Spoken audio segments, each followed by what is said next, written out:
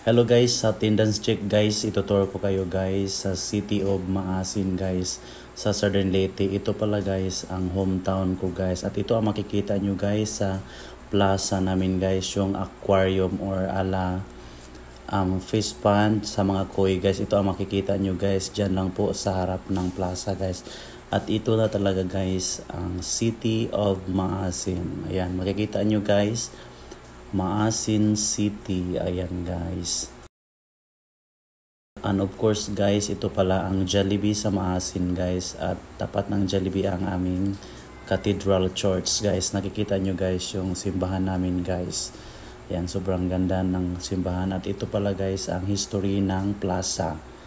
Ayan, makikita nyo guys. Oh. At syempre guys, sa plaza meron ng monumento ni Rizal. Ayan guys, kung sino nakikilala kay Rizal, andyan siya nakatayo araw-araw guys. At of course, andyan din ang City Hall of Maasin guys. Sobrang ganda ng City Hall namin guys. Sa likod yan guys, ang public beach namin na sobrang lawak guys. Sa likod ng City Hall guys. Ayan. At ipakita ko sa inyo ng sobrang ganda ng City Gym namin guys. Ayan.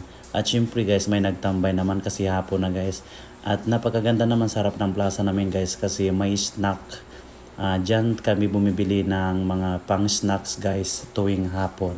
At yan lang po guys. Bye bye.